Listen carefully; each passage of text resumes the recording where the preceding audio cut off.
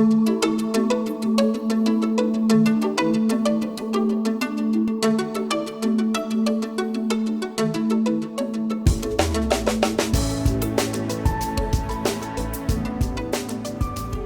Dr. Shiner. And I'm Dr. Rich. And we want to invite you back to our show that we're calling Transformation Docs.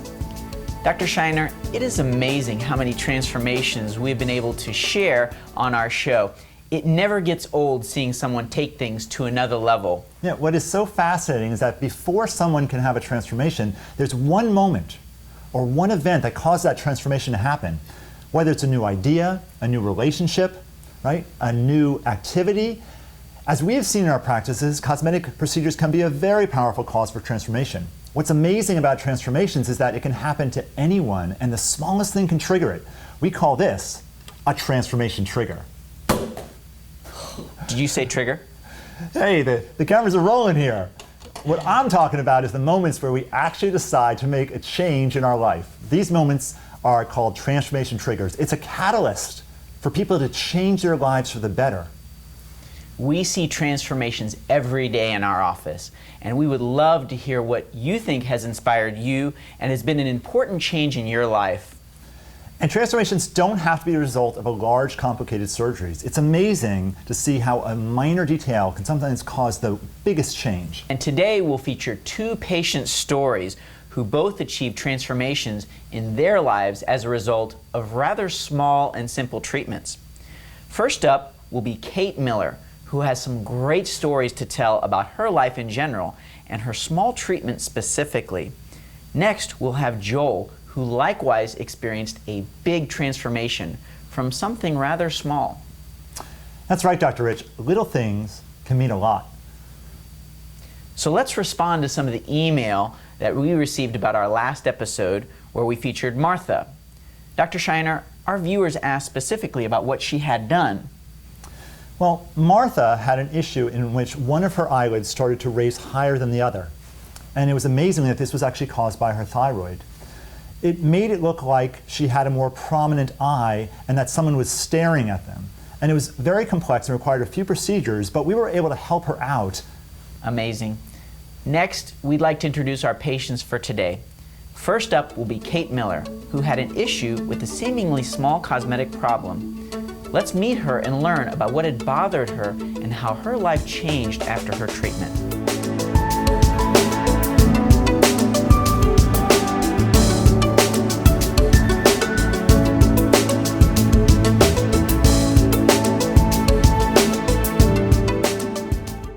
Welcome back. The Transformation Docs here, and we are here with Kate. Today we're really excited to share your story. Thank you for coming today. So Kate, I'd like to start out by talking to you. How did you originally get to know Dr. Shiner?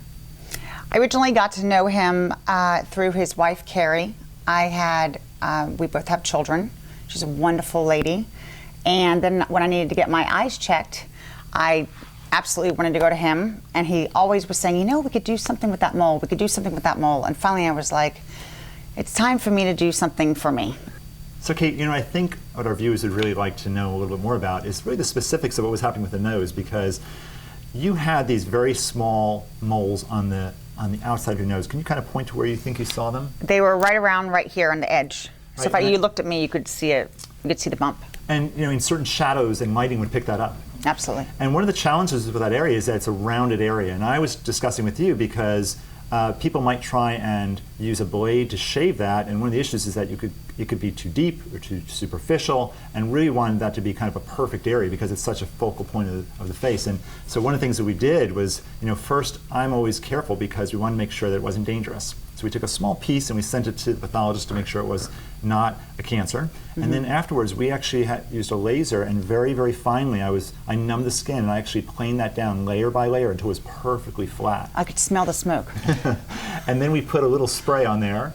And you remember you had that little crust area there for a little bit? Right, the spray, and it was like a Band-Aid, but not a Band-Aid. It was really cool. It was just, the blood just stayed right there. Exactly. And then as soon as it peeled off, no mole. And I think that's what's great, is that we were able to get those little irregularities out of that area. And I think you looked beautiful before, you look even more beautiful now.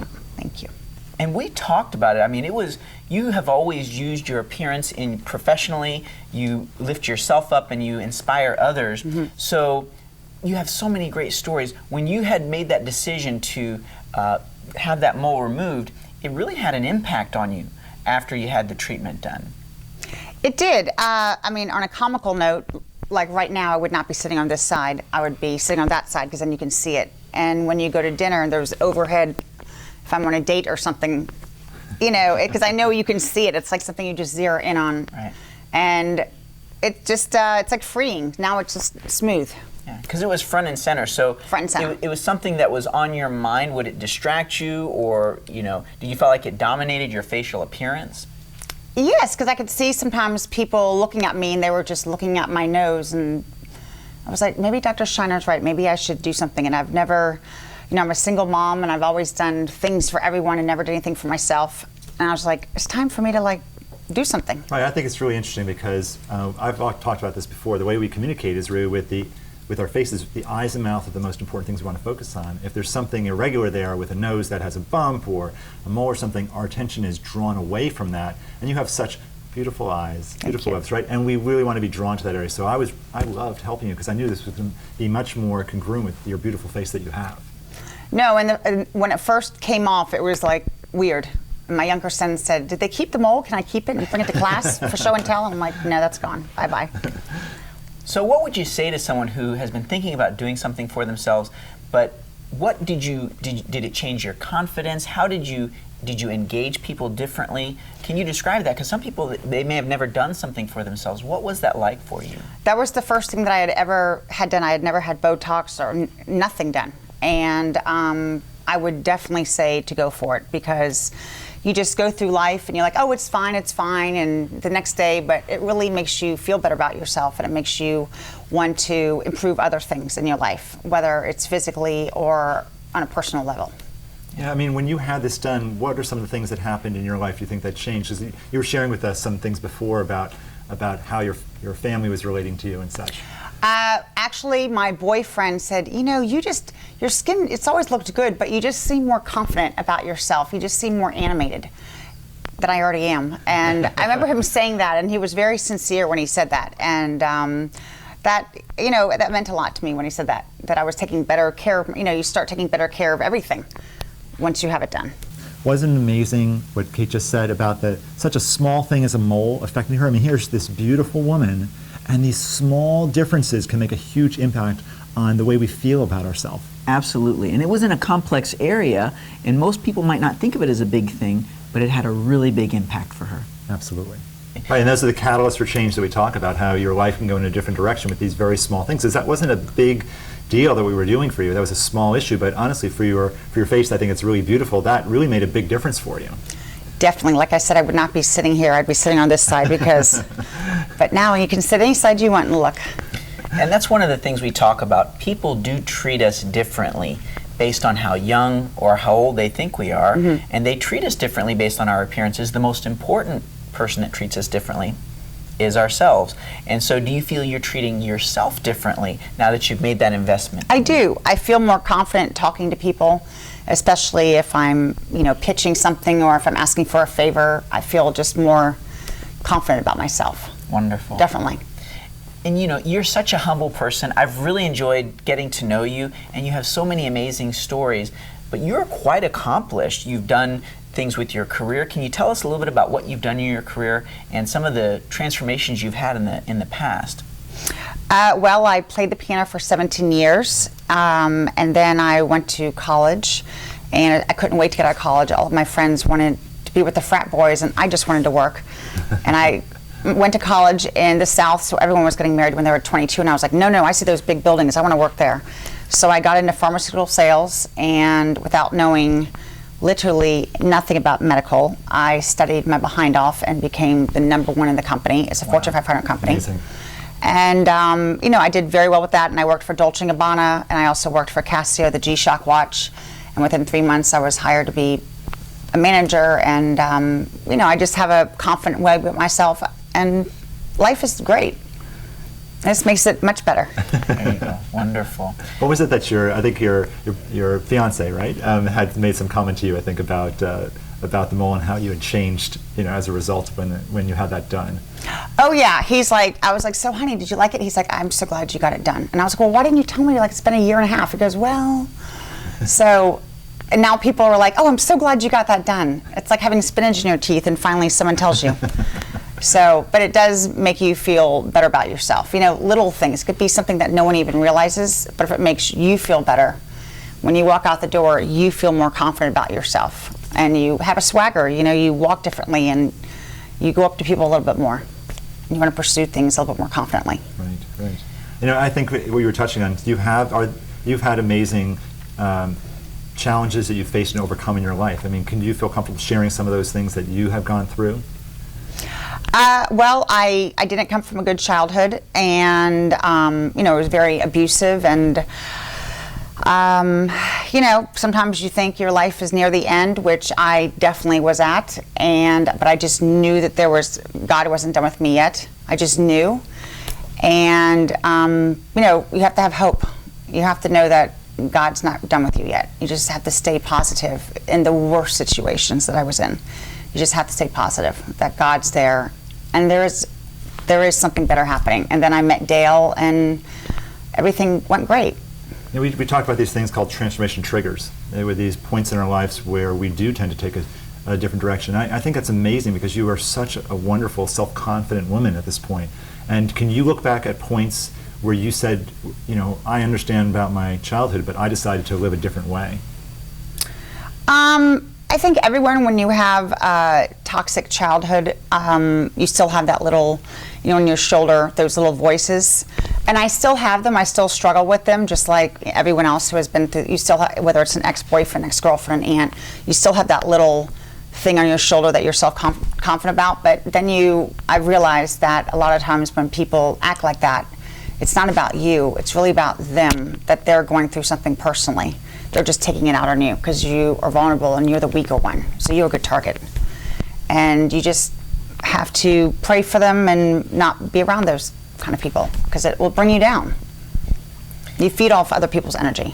Absolutely.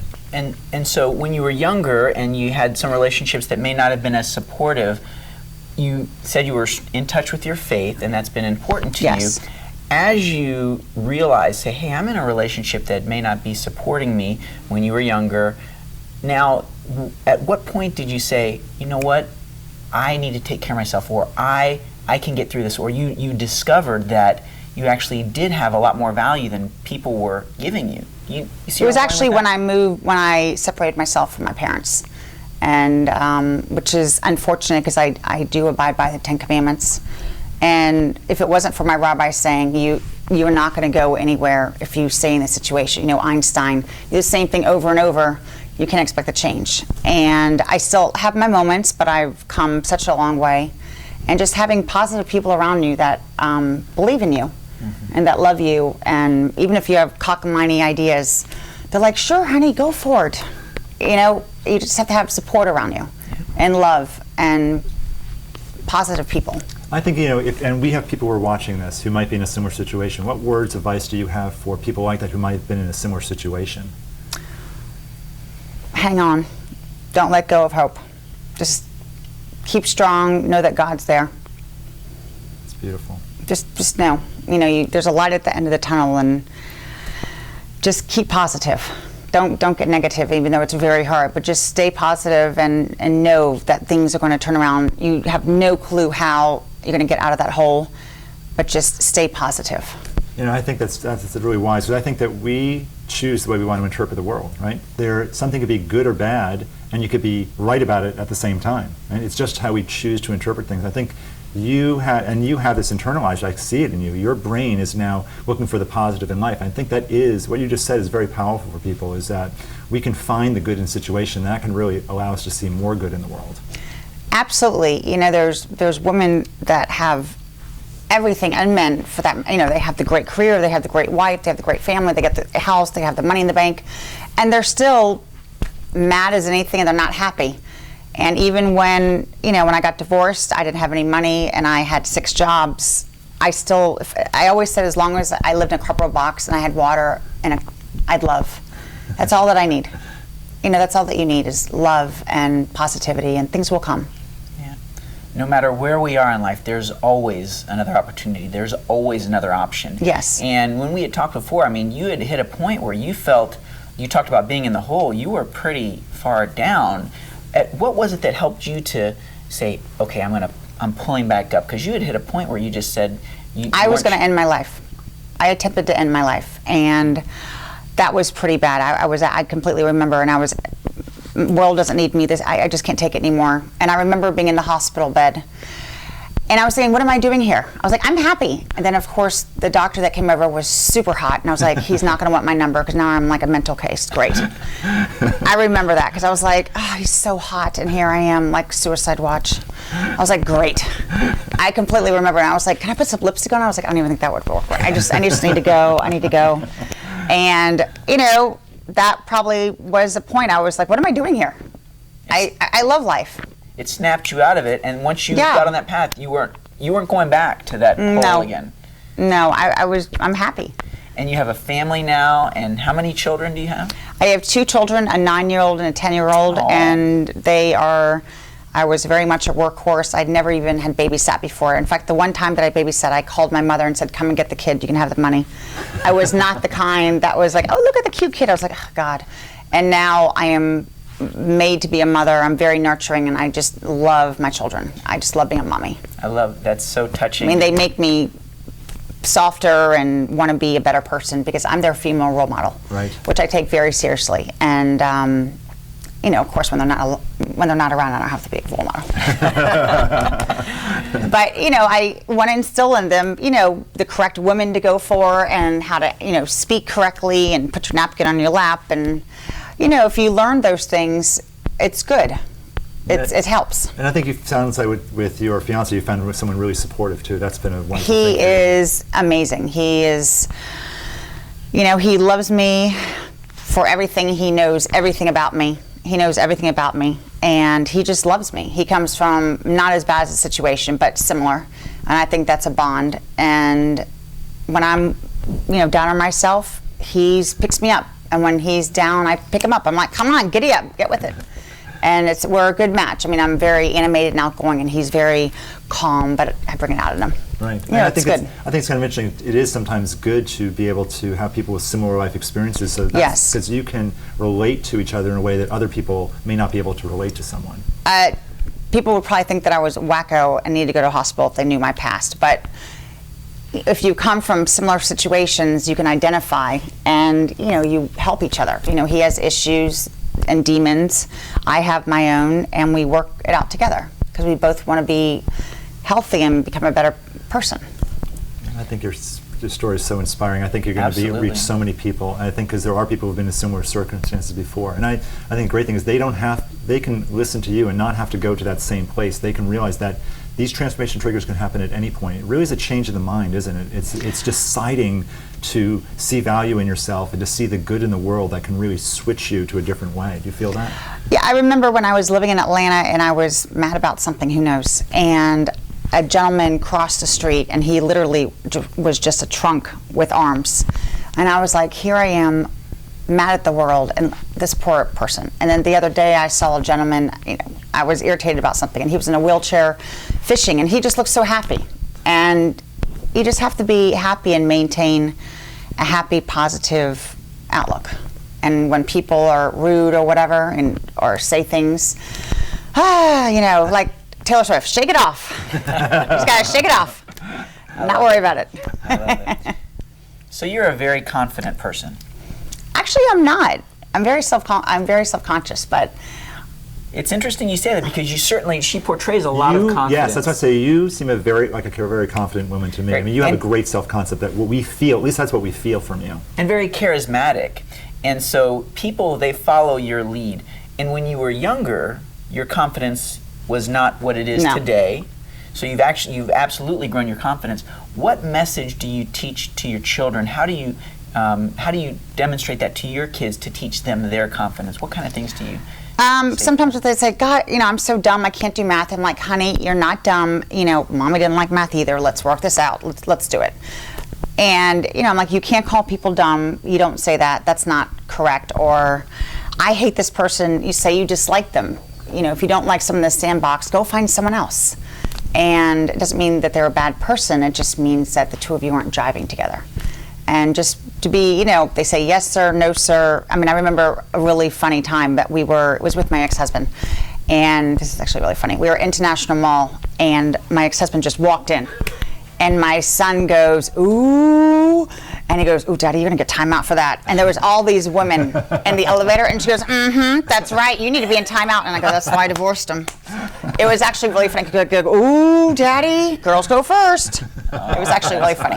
You know, they're very sweet. They're very well-mannered. I mean, they're still cuckoo and crazy and kids, but they're very respectful and thank you. And you know, that I raised them. It means a lot to me. I think I was just touched on something you said about with your children, because words are powerful, aren't they? Yes. You know, when they say hate, you say no, rather dislike, and I think that does play with our brain too. It's really the words we use have a lot of power to them. We do have to be careful about how we say things to ourselves and to the outside world. Oh, they will pick up on it.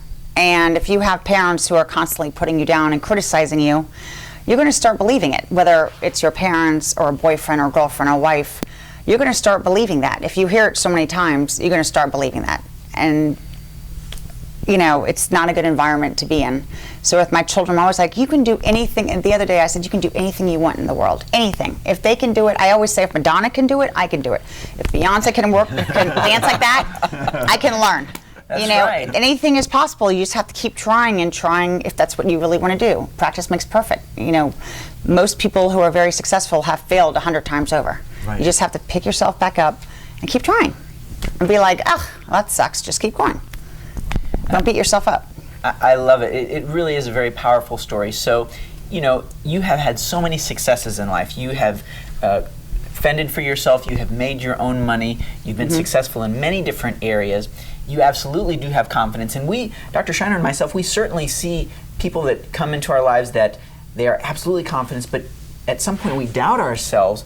But you have so much confidence from your history and moving forward. You have a new business venture you're working on? Right, and I still doubt myself because I still, you know, I have a very, very good friend of mine who unfortunately passed. She was a mother figure.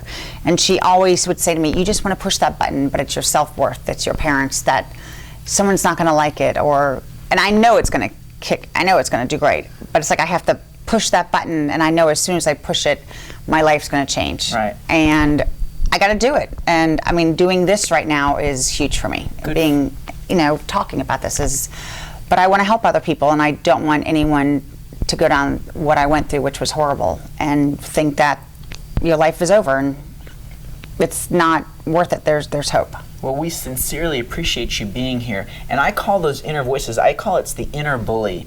And we all have them. I'm certainly guilty of it, where we may say things to ourselves about ourselves that we would never say to someone else. Absolutely. But we do it, and sometimes that we don't realize how frequently that can happen. And sometimes that inner bully, we can befriend them and say, hey, cut me some slack. Or, Right. or they may say some truthful things. Maybe we were a little messy here, or maybe we did mess up on this. Okay, fine. What do we have to do now? So you have so many things that other people want, that other people desire to be. So you are true inspiration to our viewers, and we really appreciate you being here to share your story. Thank you very much. Yes, thank you so much, Kate. Thank you. I love that comment that Kate made, the power of words. We have the inner voice that can be a little negative sometimes, and it can draw us down, yet she has found a way to lift herself beyond that and build her confidence, not only for herself. Now she's teaching her kids and helping them build their confidence and not let that voice of negativity bring them down. The power of words. I agree with you, the power of words, because we can see things as positive, negative, and we're right both ways. And so I think that she's embracing this and teaching this to her children. That's a wonderful thing.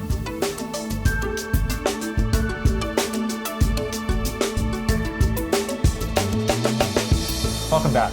Today we have a great patient of Rich's here. His name is Joel.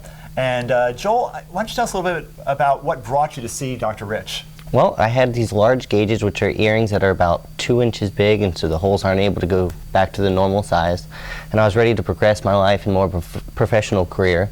So essentially, I just needed to move on with my life, get my ears sewn up, and that's where Dr. Rich was here to help me. That's fabulous. So what do you think that when you had these larger earrings in there, how was the world relating to you that made you want to make a change? Well, it was difficult to get jobs in certain professional aspects, especially working in customer service.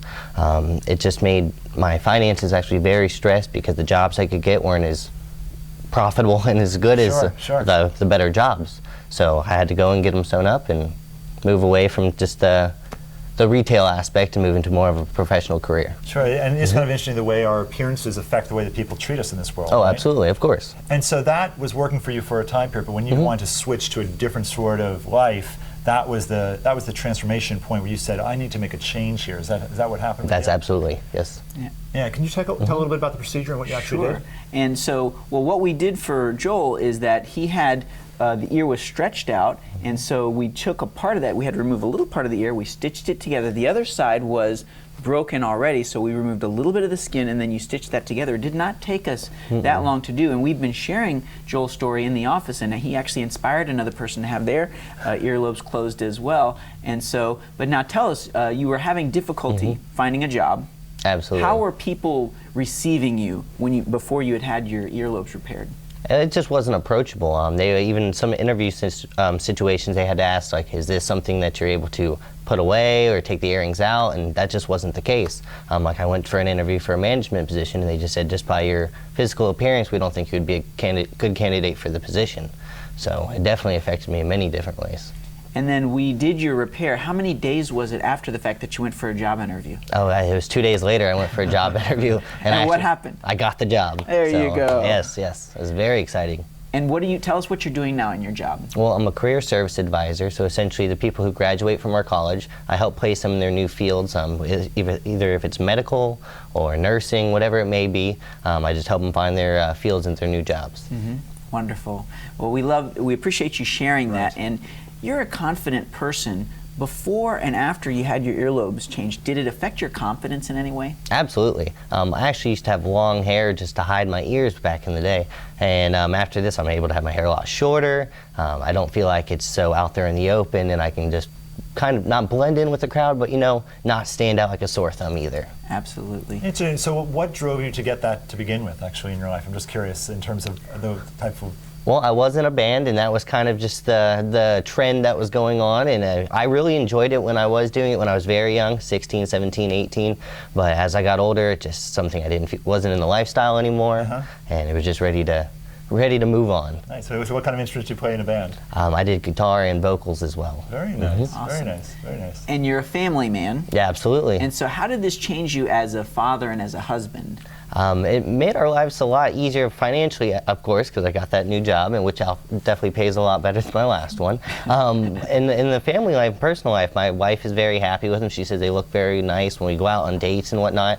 I can do the whole professional persona instead of just professional besides the ears. Absolutely. So it's definitely a good change. My son's very happy with them now, but at first he was disappointed that he couldn't pull on them and play with them, but he's very happy now. Yeah, he was the only one that was disappointed. He was He the said everyone only likes one. him. Everybody loved him besides him. He said Jameson didn't like it? Yeah, Because yep. he liked to play with your earlobe. Absolutely. Kids are so funny that way. Right? 3 years old, absolutely. So what would you tell someone who is either thinking about having the gauges done or wants to have them repaired? What would you say, based on your experience, what has happened for you? It's definitely worth it. It's essentially pain-free. I had 2 days of being... To do the repair. Oh, to do the repair, it was completely pain-free. And the only thing that was sore was for 2 days, and that was minimal, very minimal, like a bad sunburn. Right, right. Very good. Fabulous. So we appreciate you sharing the story. We're going to have a chance to talk with your family as well. So we're going to be right back in just a few moments to talk with Joel's family.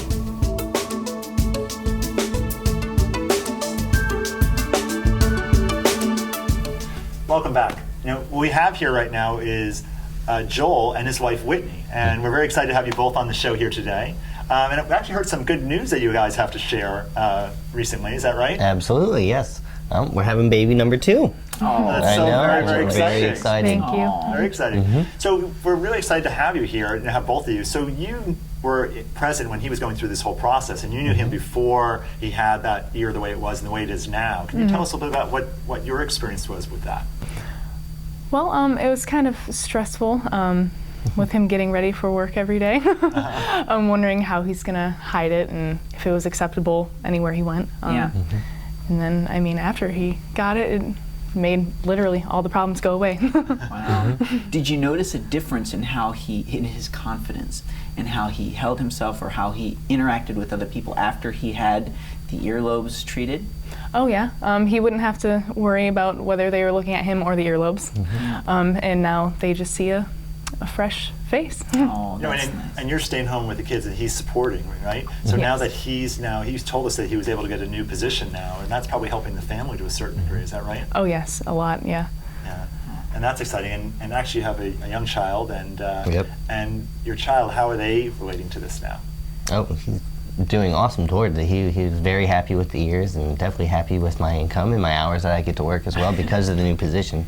Awesome. Awesome. That's tremendous. So now I'm curious, did you feel that people received Joel differently? Like, did they treat him one way, or after he had them repaired, did you notice a difference in how people had treated Joel?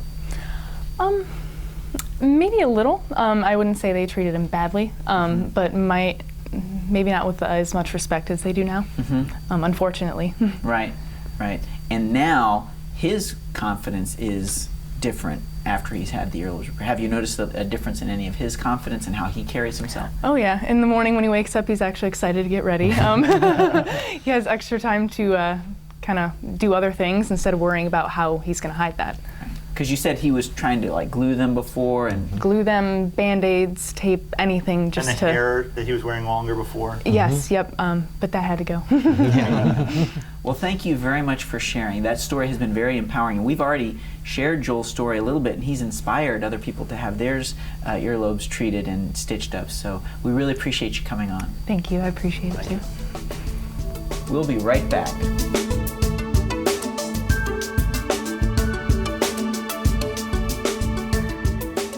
Welcome back. You know, we heard this great story about Joel, and we got to hear from his wife Whitney, and now we have his lovely mother here, Shannon. So thank you so much for joining us here today. Thank you. Can you tell us a little bit about the impact that you saw in Joel when he had this ear of his that was sort of stretched out fixed? Can you tell us your perspective? Well, it happened after he left home. I will say that because before that he wasn't allowed to stretch his earlobes.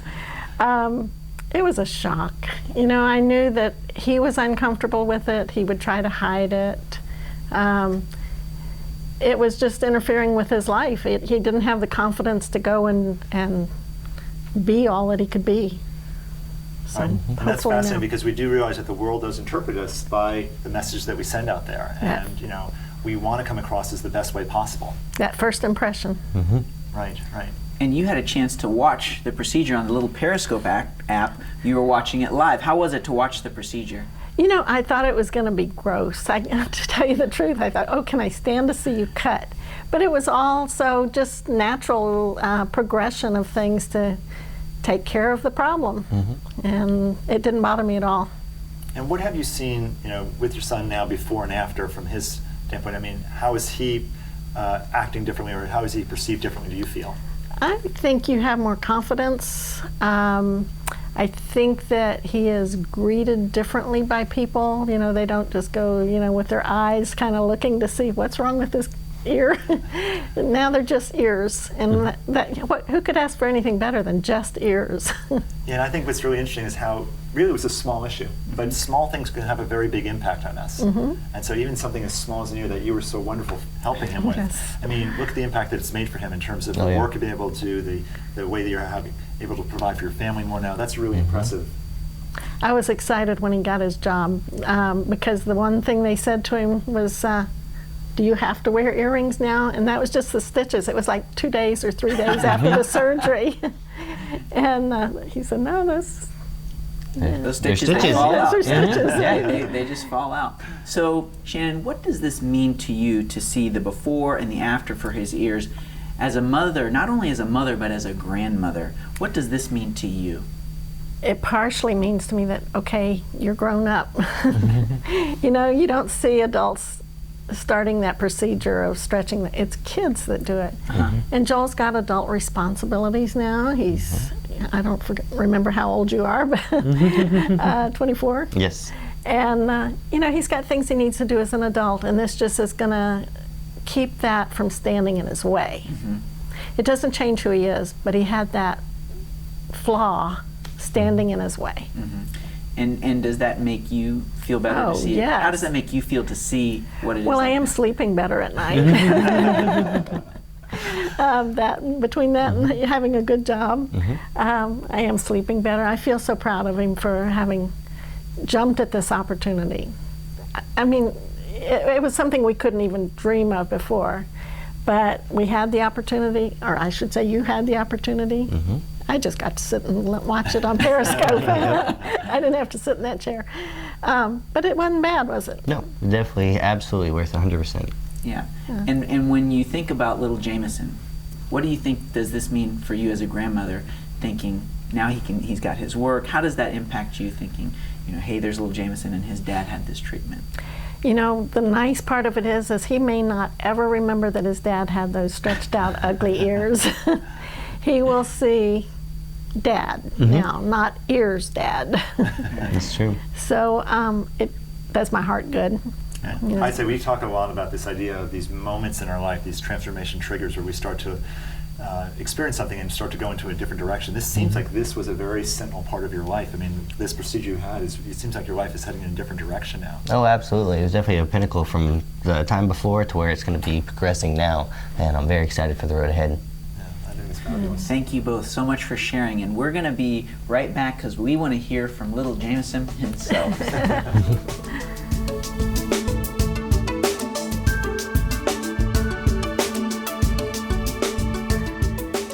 Welcome back. We are here with Joel and with Shannon, and we have a very special guest who's coming on today, Jameson. So Jameson, why don't you come on here? Hey, buddy. You want to come sit in Daddy's lap? Come here, dude. Hey there. There we go. How are you? Can you give me 5? Oh, yeah. Get some pot? Awesome. Hey, can we ask you a question? Yeah. So what was it like when your daddy had his little earlobe stitched up? Did you like it when he had it stitched? What did you think about that? Remember my ears when they got all better, when he fixed them? Yeah, they're broken. Yeah, they were all broken, and now they're all better. Is it all stitched up now? Yeah. Yeah. Yeah, I guess so. Yeah, you guess so? Hey, you got a pretty cool mom and dad, huh? Mm-hmm. Aren't they great? Yeah. Here we're here. And you got a great grandma too, huh? Nana. Great Nana? Nana, huh? Here, be Oh. patient. You're very Hey, cute. buddy. Yeah. Yep. Well, thank you for coming out today. Can I shake your hand? Mhm. Here, let's shake. Oh, thank you Nice for. to meet you. Very nice to meet you. Nice to meet you too. All right. Well, thank you very much. This has been the Transformation Docs. I'm Dr. Rich Castellano. I'm Dr. Shiner, and we'll be right back.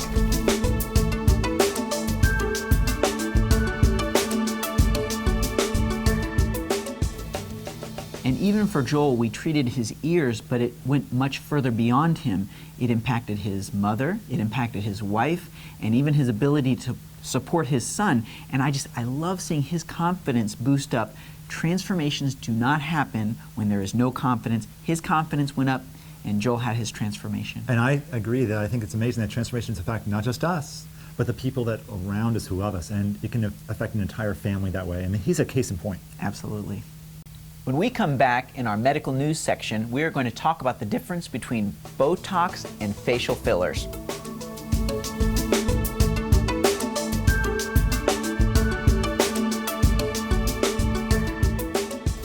Today we're going to discuss the differences between Botox and fillers. Dr. Rich, why don't you tell us a little bit about fillers and what they're used for?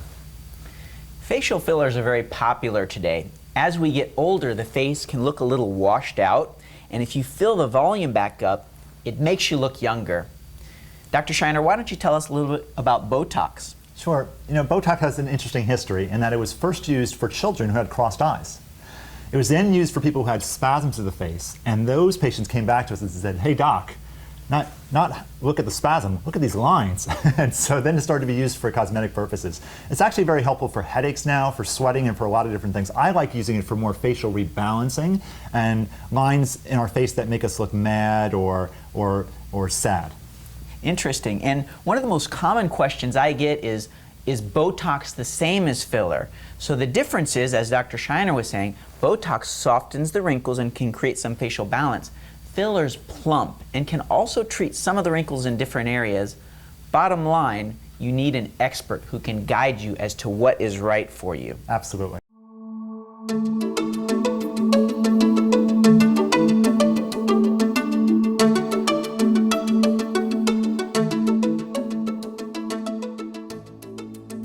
amazing interview we had today. It really shows little things can mean a lot. Our guest Kate was inspiring today with her story of personal struggle and how erasing those moles on her nose led to a new lease on life for her. Yes, exactly, Dr. Rich. And how great was Joel and his family today with his transformation trigger? Another great show, my friend, and we are looking forward to bringing you more content. We will feature one of our patients that had an amazing effect from a facelift that can provide for an older person to look much younger. We will meet Linda and her personal smile transformation. And to our viewing audience, please contact us and let us know what you think. We'd really love to hear from you and get your thoughts about what would make other good episodes of Transformation Docs. You can do this by visiting our website. There you'll be able to give us feedback and check out other areas of interest. We want to hear from you. See you next time, and thank you for joining us today on Transformation Docs. I wish each of you a beautiful day. And a beautiful smile.